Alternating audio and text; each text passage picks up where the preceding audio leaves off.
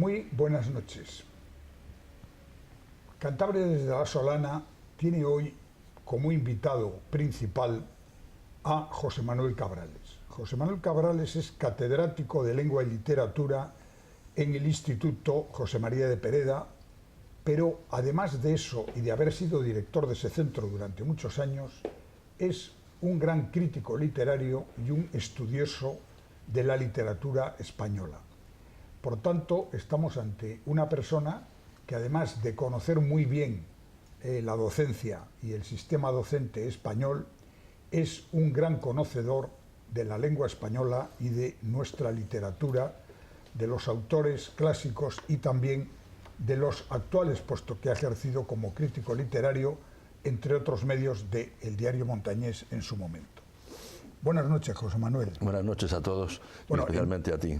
En primer lugar, parece que vas a pasar a mejor vida, es decir, a jubilarte dentro de poco. ¿Cómo está esa situación? Bueno, si todo marcha como se prevé, al final de este curso completo, pues pasaré a la tercera etapa de la vida. Después de la formación y de un poco la profesión, se pasa a la jubilación, a esa tercera etapa. Entonces, bueno, pues esperamos llegar en plenas facultades físicas y mentales y poder disfrutar de una feliz jubilación, cosa que yo creo que es fácil para la gente que disfruta con la literatura y con la lectura.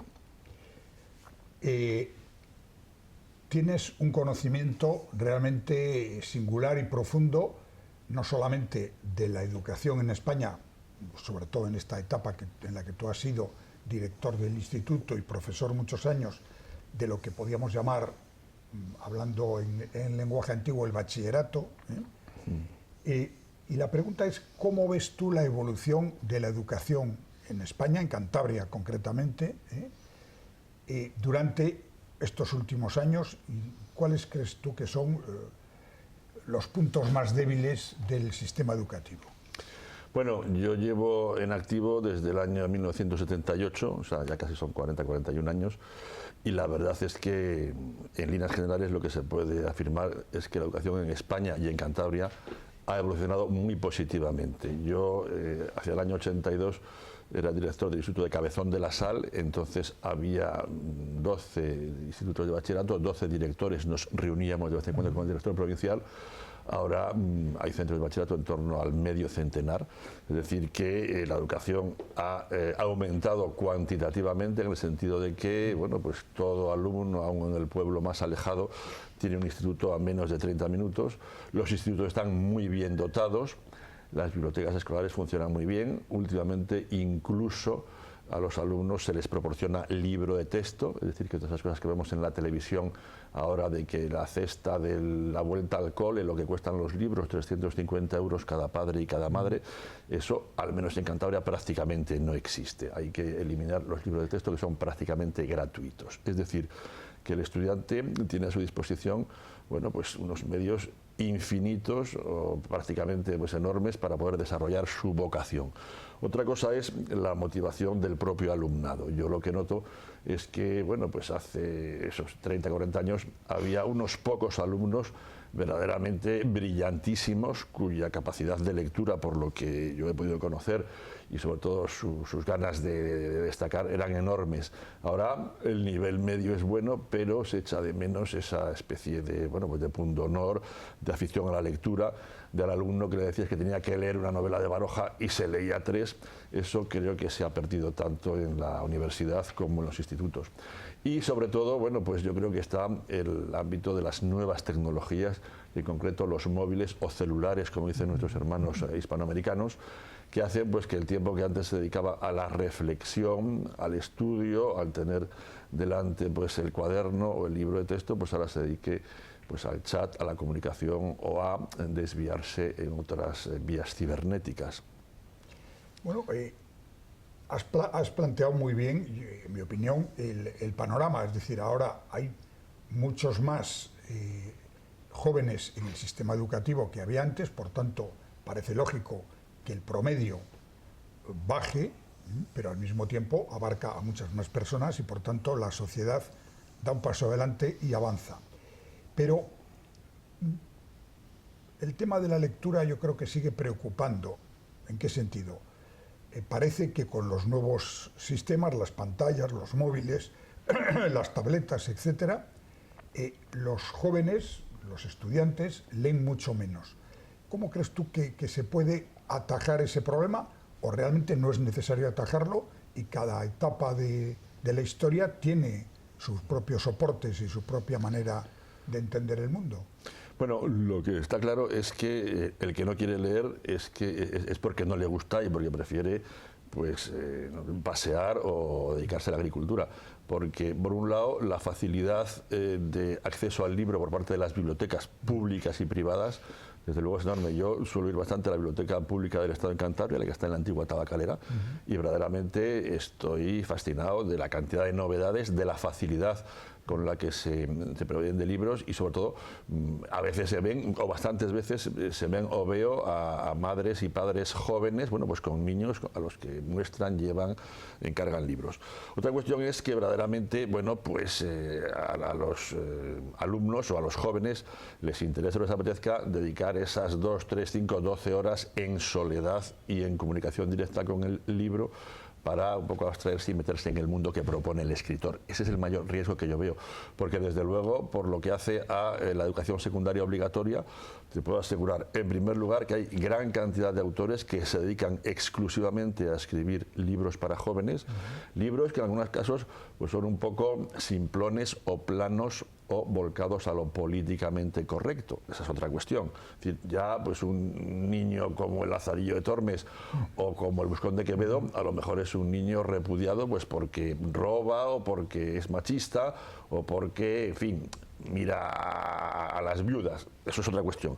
Pero en cualquier caso, libros de lo políticamente correcto escritos por autores infantiles y juveniles, autores que además son financiados por las editoriales para que vayan a los institutos, hablen con los alumnos, les expliquen cómo concibieron su obra y les firmen ejemplares. Es decir, la facilidad de obras y de acceso es enorme. Otra cuestión, repito, es que el sujeto lector esté en condiciones de abstraerse del resto y dedicarse 3-5 horas pues, a conversar con ese señor al que tenemos no en una pantalla, sino en una página impresa, ¿no?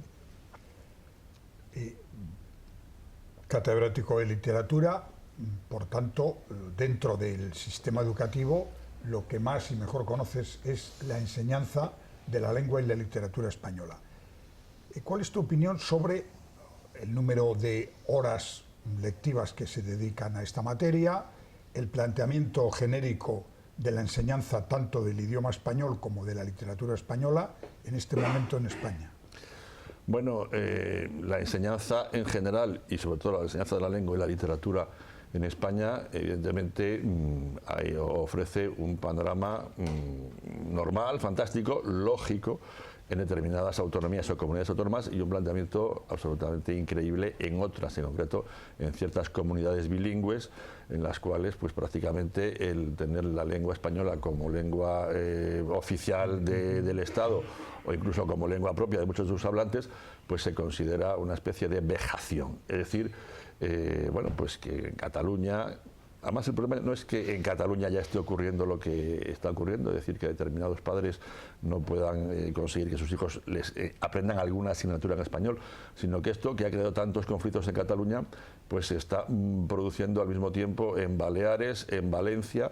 Parece que en Galicia, aunque gobierna el Partido Popular, pues también hay padres que no logran que sus hijos puedan hacer los deberes en español o castellano, y en zonas tan aparentemente un poco pues españolas o celtíberas como Aragón e incluso Asturias. Es decir, que eso pues está generando, desde luego, el hecho de que determinados autores pues sean prácticamente marginados. Y luego, la semana pasada, leía en la prensa que, y esto no es de literatura, pero es de historia, que los reyes católicos quieren ser apartados de los libros de texto en Cataluña. Yo he sido y soy autor de libros de texto de lengua y literatura española. Entonces es como si Cervantes pues desaparece o no se puede dar en los libros de texto en Cataluña pues porque, no sé, nació en Alcalá de Henares, ¿no? Que era donde la universidad la fundó Cisneros, que era un oscurantista cardenal. O sea, son cosas que no se entienden y que sobre todo no se entienden en un país moderno y europeo. Es decir, en Francia pues sería impensable que en determinadas regiones no se estudiara a Molière porque procede del mediodía, o a Racine porque es un poco pues de la zona que limita con Bélgica, ¿no? En ese sentido yo creo que esa es la gran carencia. Por lo demás, los horarios en, digamos que el territorio del Ministerio de Educación, los horarios dedicados a la lengua y a la literatura están muy bien puestos, y además en el caso de lengua, pues en los cursos de la educación secundaria obligatoria se disponen de horas de taller para que aquellos alumnos que proceden de otras culturas lingüísticas, alumnos que proceden de otros países europeos, o incluso alumnos pues que vienen de Hispanoamérica y su retraso lingüístico con respecto a la península es grande, pues que puedan tener esos refuerzos, profesores que se dedican en grupos de 2 o 3 alumnos a reforzarles el conocimiento de la lengua, sobre todo.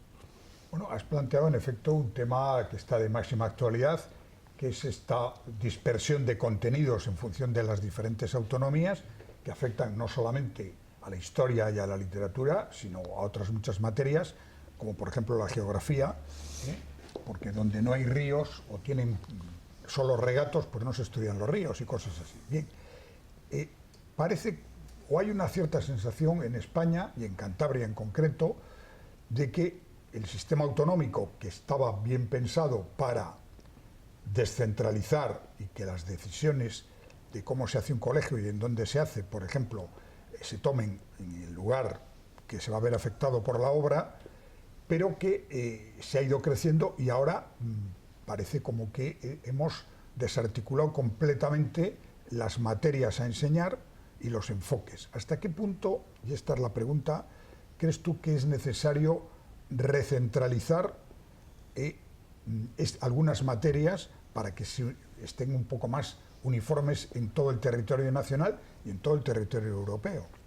Bueno, por parte de Europa, en cierto modo, en los planes universitarios, que es lo que yo conozco, porque yo también soy profesor de la Universidad Nacional de Educación a Distancia, aquí en Cantabria, bueno, pues el famoso Plan Bolonia, pues se llevó a cabo una especie de organización o armonización, en cierto modo, desafortunada a mi juicio, porque determinadas carreras se convirtieron en grados en 4 años y evidentemente pues lo que se estudiaba en filología en 5, estudiarlo en 4, no digamos nada en las carreras técnicas. En el ámbito de la educación, así como en otras materias, es evidente que determinados partidos ahora descubren la necesidad de armonizar la sanidad para que no ocurra lo que fulanito, aquel personaje que murió o armonizar la justicia para que los indultos de tal sitio no se puedan aplicar en otro. En el caso de la educación es obvio, yo creo, la forma para tener un cierto orgullo o conciencia como nación o como país es tener unas bases lingüísticas y sobre todo unas bases históricas comunes de las que todos se puedan sentir orgullosos. Igual que los norteamericanos se pueden sentir orgullosos pues de la batalla de Gettysburg o de la invasión de Normandía, pues los españoles deberíamos sentirnos orgullosos de 4 o 5 cosas. Entre otras, desde mi punto de vista, los reyes católicos, que no se invadieron unos a otros, ni Isabel entró en el territorio de Fernando, ni viceversa, sino que armónicamente pues se unieron y unieron 2 reinos peninsulares y luego integraron lo que había por abajo, ¿no? Es decir, que los reyes católicos, ciertas empresas, como por ejemplo lo que ahora estamos viendo, leyendo, y casi muchos no se atreven a celebrar, que es la conquista de México por parte de Hernán Cortés, ¿no? Pues otra gesta.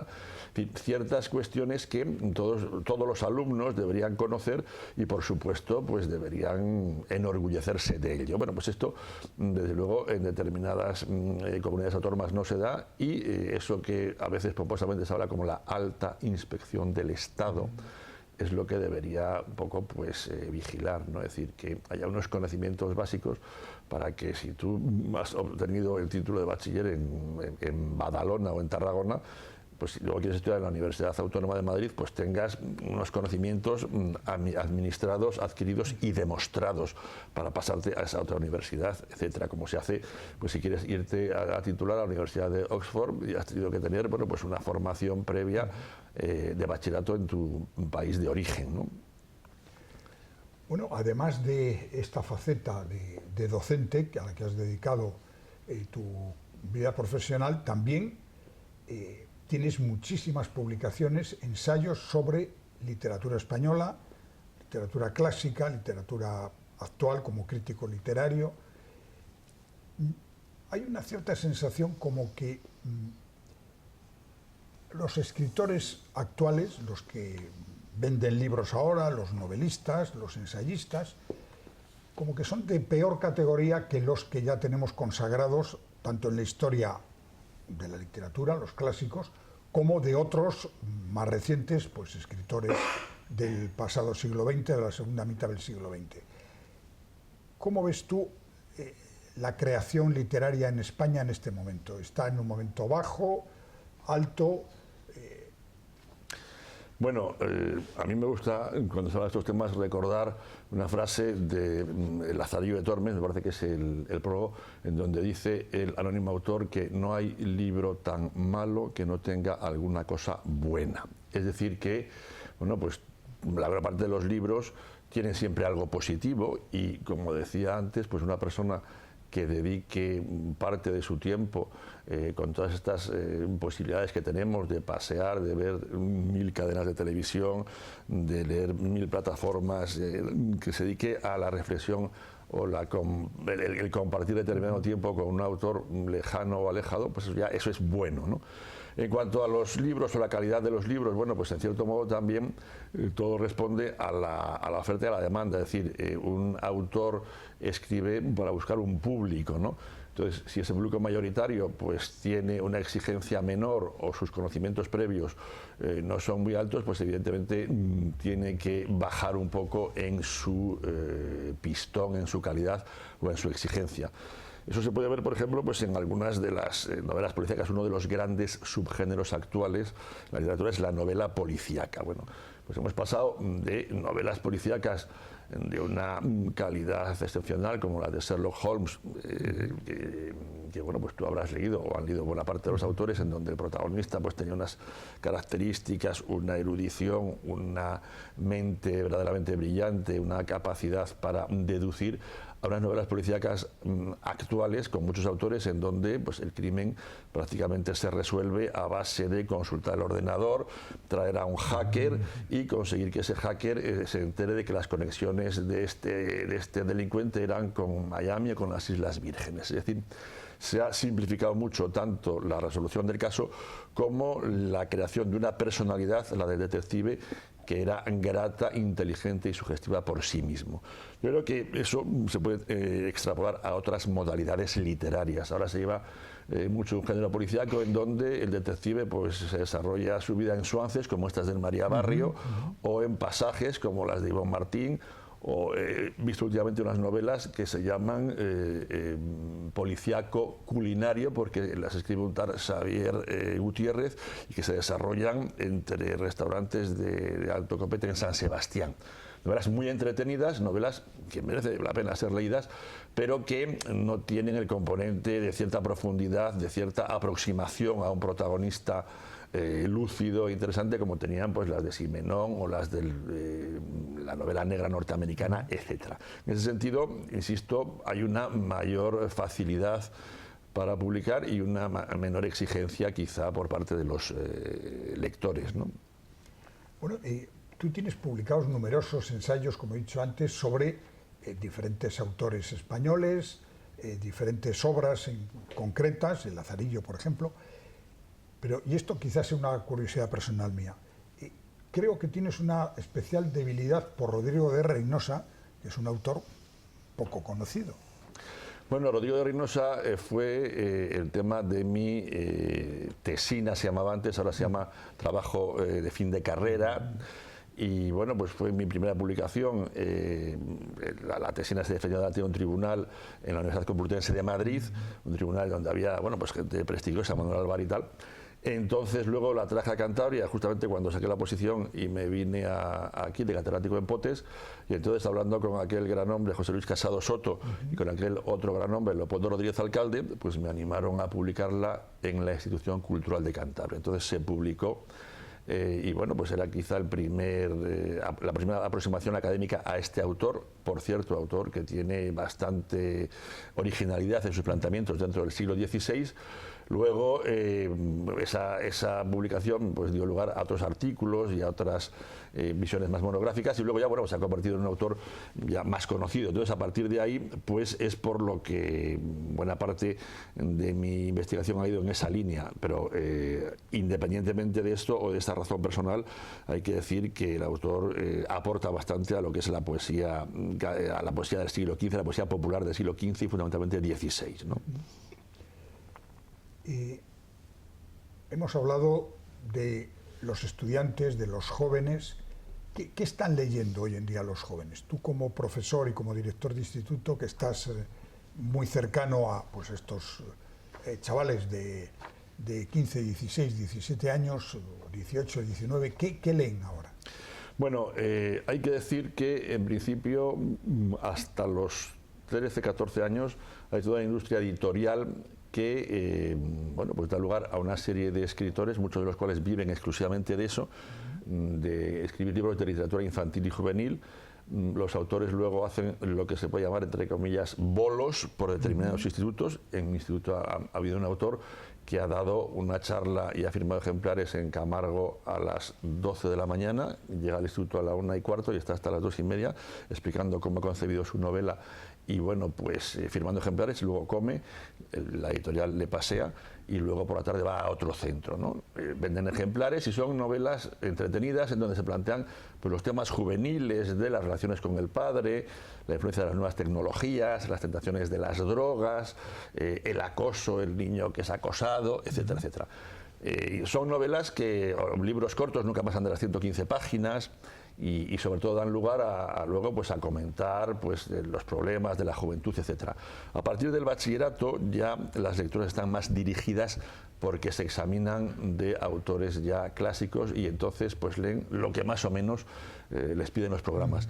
A partir de ahí los que están más interesados suelen leer pues las obras de referencia que se comentan en los periódicos y otros pues abandonan la lectura. En cualquier caso, yo aprovecho para decir que de la misma forma que en los periódicos hay crítica literaria de las novedades de libros, yo cada vez creo que debería haber recuerdo literario de los clásicos inmortales, que nadie debería desaparecer de este mundo lector sin leer. Es decir, nos hablan mucho de nuevos autores y de novelas que se publican que son extraordinarias, pero echo de menos a alguien que recordará en la prensa, bueno, pues que hay una novela maravillosa de Flaubert que se llama Madame Bovary, que de vez en cuando pues leer o ver una obra de Shakespeare pues es extraordinaria, o que Benito Pérez de Galdós tiene unos episodios nacionales que, aunque no se lea uno los 46, pues hay 3 o 4 episodios que son novelas magistrales, es decir, un recordador, y eso podríamos ser los profesores, que recuerde qué obras pues realmente uno debería leer y no desaparecer, repito, de este mundo sin haber estado en contacto con esos autores y esos planteamientos narrativos o poéticos, ¿no? Bueno, acabas de citar a Benito Pérez Galdós. Benito Pérez Galdós, el próximo mes de enero del año 2020, el próximo año, se cumplirá la efeméride del centenario de su fallecimiento. Un escritor muy vinculado a Santander, donde vivió muchísimos veranos, y algunas de cuyas obras se han adaptado al cine o a la televisión. Mi pregunta es, ¿cómo ves tú estas adaptaciones que se hacen tanto de clásicos como de escritores actuales, de novelistas actuales, al cine o a las series de televisión? Pues te voy a responder de una forma muy, muy breve. Si esas adaptaciones están firmadas o siguen la pauta de nuestro querido amigo Mario Camus, pues entonces bienvenidas sean. Yo he utilizado durante mucho tiempo en clase, cuando en segundo de bachillerato, o en lo que se llamaba COU, todavía se leían novelas de Cela, porque son complicadas y que diga, y no tienen... Pero bueno, pues adaptaciones de La Colmena, adaptaciones de La Casa de Bernard Alba, de Mario Camus, o en televisión la serie Fortunata y Jacinta, son modélicas adaptaciones de novela que yo, insisto, he utilizado en mis clases y que me parecen admirables. Si la adaptación es siguiendo esa pauta, incluso pues la que hizo Vicente Aranda de Tiempo de Silencio, no solamente me parecen bien, sino que en algunos casos son interesantes para ofrecer a un lector no muy profesionalizado pues por ejemplo la trama de Tiempo de silencio, novela compleja, novela admirable, pero cuyo argumento es difícil de seguir, y entonces pues la película de Vicente Aranda pues facilitaba un poco la línea narrativa, igual que la que hizo Mario Camus de La colmena, ¿no? Una novela de 350 páginas con muchísimos personajes, muchísimas acciones entrecruzadas, y que esa memorable adaptación pues facilita.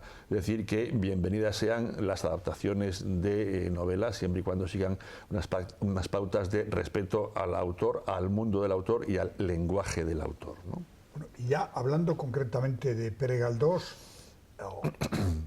Santander fundamentalmente, pero Cantabria en general, tiene la oportunidad del año que viene de conmemorar hasta qué punto debemos de volcarnos en ello, este centenario de su muerte, y recordar su vinculación con Santander, sus veraneos aquí, su amistad con Pereda, con Marcelino Menéndez Pelayo, etcétera. ¿Cómo ves tú eso?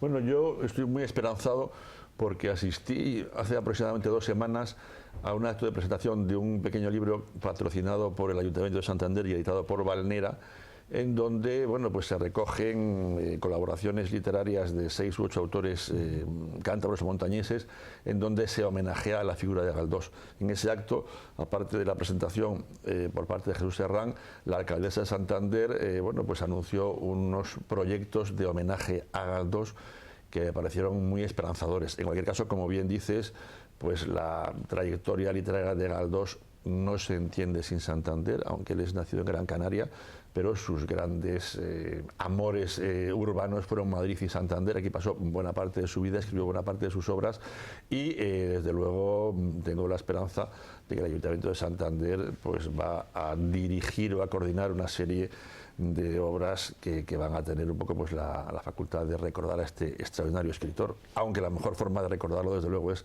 leerlo, y esperemos que bueno, pues que esto sirva para que la mayor parte del público vuelva a sus páginas narrativas, ¿no? Pues llegamos al final de esta grata conversación. Aprovecho para recordarles a ustedes que ha comenzado en el Ateneo de Santander precisamente un pre-homenaje a Galdós, con la emisión a lo largo de 4 o 5 lunes consecutivos en el Salón de Actos del Ateneo, precisamente de la adaptación para Televisión Española de la obra de Fortunata y Jacinta, y que además en el inicio de ese ciclo será Mario Camus, el director de esa obra cinematográfica, quien dé una charla inicial, y después en la clausura habrá otra, y habrá oportunidad por tanto de ver en gran pantalla, y además con una remasterización de la obra aquí en el Ateneo Santanderino de Fortunata y Jacinta, una de las grandes novelas de Don Benito, y al mismo tiempo, como tú acabas de decir, una, en mi opinión, y parece que en la tuya también, magnífica adaptación al cine, aunque en este caso era para Televisión Española, pero bueno, no deja de ser cine e imagen. Pues José Manuel Cabrales, muchas gracias por tu presencia aquí, que comiences tu jubilación el próximo año con alegría, pero que sigas trabajando en la investigación y en la crítica literaria, porque yo creo que eso es fundamental. Muchas gracias. Muchas gracias y buenas a ustedes. noches. Buenas noches.